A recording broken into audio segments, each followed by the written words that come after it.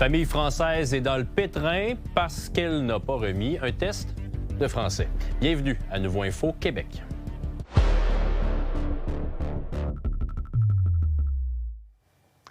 Bonsoir tout le monde, bon lundi, bon début de semaine, bon retour de vacances si c'est votre cas. Il y a une famille de Lévis qui est dans une situation extrêmement précaire. Elle est là depuis 2023 et leur demande de permis de travail a été refusée par Immigration Canada à cause d'une absence d'un document en lien avec un test de français. Ils ont moins de 90 jours pour changer les choses ou quitter le territoire. Voici le reportage de Juliane Perrault. Après plus de 3 ans à construire une vie au Québec, une famille de Lévis craint maintenant d'être expulsée.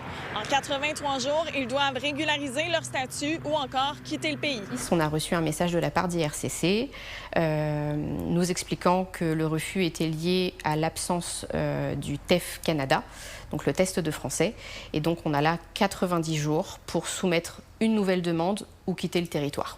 Ce refus clair et net et cet abandon en fait de leur part, parce que moi je prends ça comme un abandon, je suis en colère et je le tolère pas. Lucie, Damien et leurs 2 enfants arrivent au Québec en 2023. Lucie détient un permis travail-études et Damien un permis ouvert. Ils déposent une demande un peu plus tard pour avoir un permis de travail post-diplôme. La nouvelle tombe le 27 juillet. Leur demande est refusée. Moi, j'étais déjà soignante en France. Donc, avec Damien, on s'est dit, écoute, on va immigrer au Québec et je vais reprendre mes études pour devenir infirmière. Et là, j'ai commencé les démarches pour avoir le permis post-diplôme. IRCC nous a fait savoir que le TEF Canada, donc le test de français que j'ai passé le 24 février 2026, était manquant. Est-ce que c'est une erreur de notre part? Est-ce que c'est un souci informatique?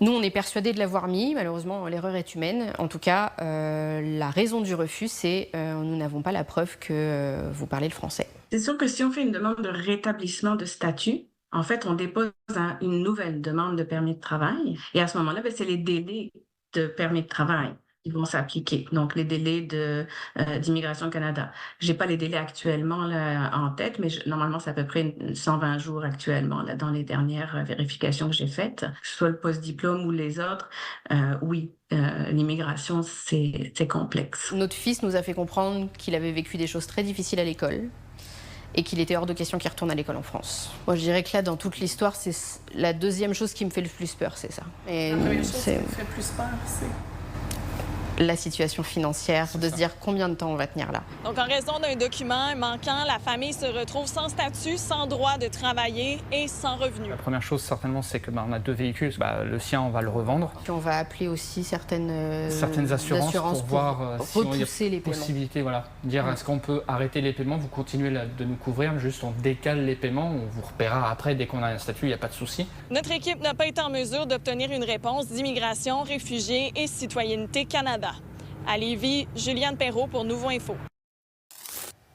Il y a un tremblement de terre d'une magnitude de 2,8 qui s'est fait ressentir hier soir dans la grande région de Québec. Évidemment, ça alimente toutes les discussions aujourd'hui. Ça amène aussi beaucoup de questions. Pourquoi c'est arrivé? Est-ce que les tremblements de terre, c'est fréquent au Québec? Et qu'est-ce qu'on doit faire pendant un tremblement de terre? Félix-Antoine Audet est allé à la recherche des réponses.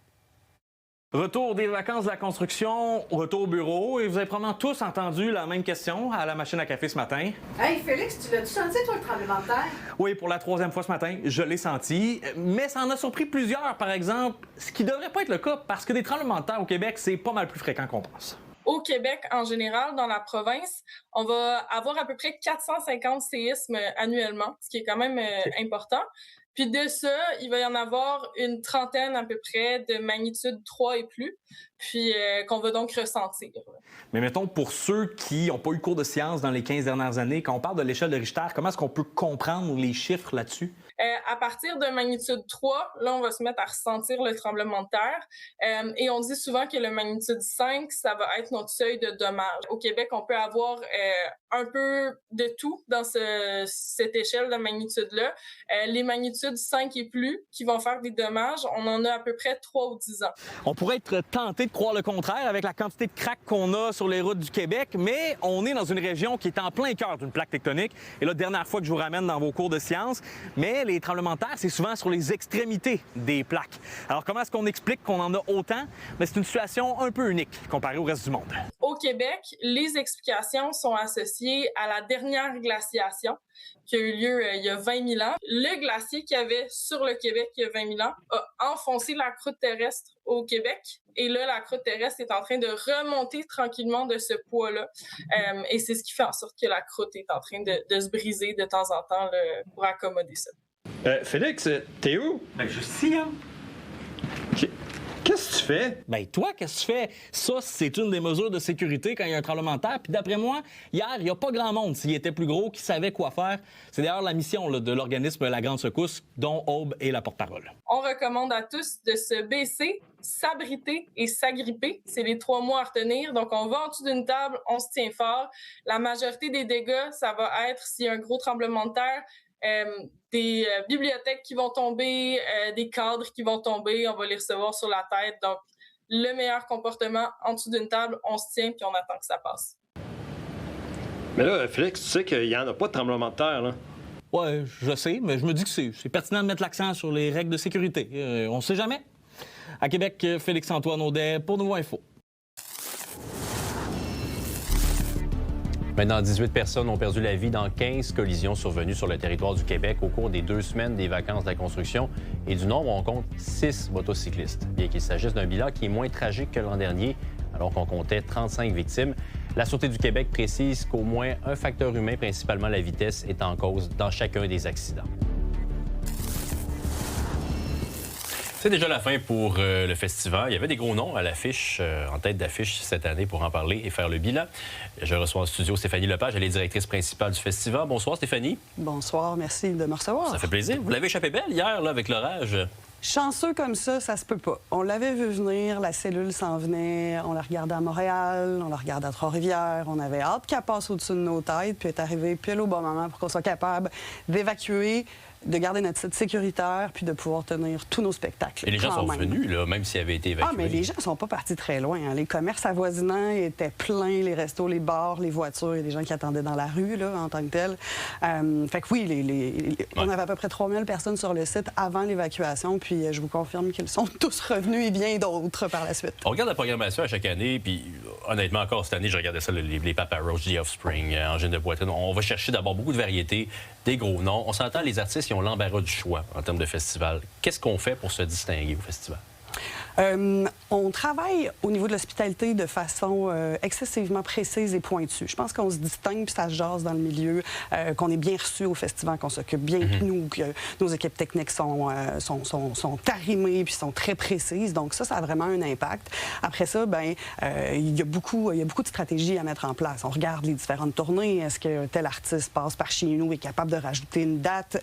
Puis ça fait du sens dans son horaire. Fait il y a vraiment différents volets qui sont à considérer. Mais ce qu'on contrôle en tant que tel, c'est vraiment l'hospitalité puis la précision du service qu'on offre aux artistes. On la met nous, le festival, là, maintenant? Il est déjà un succès, ça fonctionne bien, l'achalandage est au rendez-vous. C'est quoi la prochaine étape?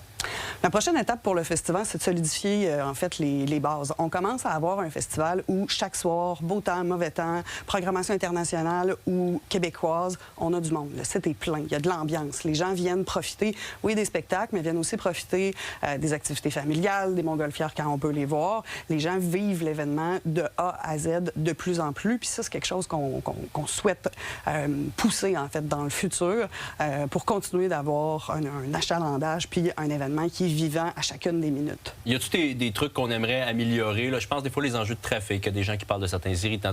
Est-ce que c'est optimisable encore? Ce qu'on est capable de mettre en place, en fait, c'est des solutions alternatives. Cette année, par exemple, on a mis en place un immense parc à vélo, chose qu'on n'avait pas au festival par le passé, qui permet aux gens de se déplacer sans prendre la voiture. Le festival, c'est un événement particulier. Ça se tient dans un quartier résidentiel, dans un parc public. Des chemins d'accès, il n'y en a pas 1000. Puis il n'y a personne qui va me construire une autoroute pour être capable d'apporter les gens plus facilement jusqu'à mon site. Ça n'arrivera pas, j'y crois pas. Après ça, on travaille en collaboration avec les services de la ville qui mettent en place toutes sortes de solutions pour que le trafic soit le plus fluide possible. Puis avec la Société de transport de Lévis qui installe des parcs de stationnement incitatifs puis des navettes pour être capable de se rendre sans prendre la voiture. Ultimement, moins on rentre de voiture à Saint-Jean-Chrysostome, le mieux ça se passe pour la sortie. Ceci étant dit, ça s'est vraiment bien passé cette année, les différentes sorties de site. Stéphanie, merci de passer nous voir.